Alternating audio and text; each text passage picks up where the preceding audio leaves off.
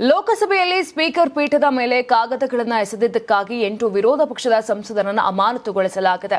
Speaker ಮೇಲೆ paper ಎಸೆದಿದ್ದಕ್ಕಾಗಿ Raja worrying ಸೇರಿದಂತೆ 8 ವಿರೋಧ ಪಕ್ಷದ ಸಂಸದರನ್ನ ಲೋಕಸಭೆಯಿಂದ ಅಮಾನತುಗೊಳಿಸಲಾಗಿದೆ. ಸದನದ ಕಾರ್ಯವಿಧಾನಗಳಿಗೆ ಅಡ್ಡಿಪಡಿಸಿದ ಮತ್ತು ಪೀಠದ ಕಡೆಗೆ ಕಾಗದಗಳನ್ನು ಎಸೆದ ಆರೋಪದ ಮೇಲೆ ಅಶಿಸ್ತಿನ ವರ್ತನೆಗಾಗಿ 8 ವಿರೋಧ ಪಕ್ಷದ ಸದಸ್ಯರನ್ನ ಲೋಕಸಭೆ ಸ್ಪೀಕರ್ ಅಮಾನತುಗೊಳಿಸಿದ್ದಾರೆ. ಈ ಘಟನೆಯನ್ನ ತೀವ್ರವಾಗಿ ಖಂಡಿಸಿದ ಸ್ಪೀಕರ್ ಈ ನಡವಳಿಕೆಯನ್ನ ಸಂಸತ್ತಿನ ಶಿಷ್ಟಾಚಾರದ ಗಂಭೀರ ಉಲ್ಲಂಘನೆ ಎಂದು ಅಸಮಾಧಾನ ಹೊರಹಾಕಿದ್ದಾರೆ. ಅದರಲ್ಲೂ ವಿಶೇಷವಾಗಿ ನಡೆಯುತ್ತಿರುವ ಬಜೆಟ್ ಅಧಿವೇಶನದಲ್ಲಿ ಇಂತಹ ನಡವಳಿಕೆಯನ್ನ ಸಹಿಸಲಾಗುವುದಿಲ್ಲ ಅಂತ ಹೇಳಿದ್ದಾರೆ. ಈ ಅವ್ಯವಸ್ಥೆ ಮತ್ತು ಸ್ಪೀಕರ್ ಕಡೆಗೆ ಕಾಗದಗಳನ್ನು ಎಸೆದ ಘಟನೆಯ ಬಗ್ಗೆ ಲೋಕಸಭಾ ಸ್ಪೀಕರ್ಗೆ ಔಪಚಾರಿಕ ದೂರು ನೀಡುವುದಾಗಿ ಬಿಜೆಪಿ ಘೋಷಿಸಿತು. ಅಮಾನತುಗೊಂಡ ಶಾಸಕರಲ್ಲಿ ಮಾಣಿಕಂ ಟ್ಯಾಗೂರ್, ಗುರ್ಜಿತ್ ಸಿಂಗ್ ಔಡ್ಸ್ಲಾ, ಅಮರಿಂದರ್ ಸಿಂಗ್, ರಾಜಾ ವಾರಿಂಗ್, ಕಿರಣ್ ಕುಮಾರ್ ರೆಡ್ಡಿ, ಎಸ್ ವೆಂಕಟೇಶನ್, ಹಿಬಿ ಈಡನ್, ಡೀನ್ ಕುರಿಯಾಕೋಸ್ ಮತ್ತು ಪ್ರಶಾಂತ್ ಪಡೋಲೆ ಸೇರಿದ್ದಾರೆ.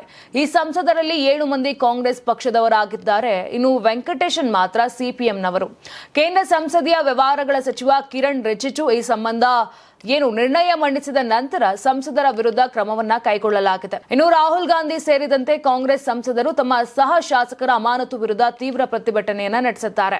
ಅಂತಾರಾಷ್ಟ್ರೀಯ ವಾಣಿಜ್ಯ ಮೇಳ 2026 ಫೆಬ್ರವರಿ 6, 7, 8ರಂದು ಬೆಂಗಳೂರಿನ ಅರಮನೆ ಮೈದಾನದ ತ್ರಿಪುರವಾಸಿನಿಯಲ್ಲಿ ಆಯೋಜಿಸುತ್ತಿದೆ.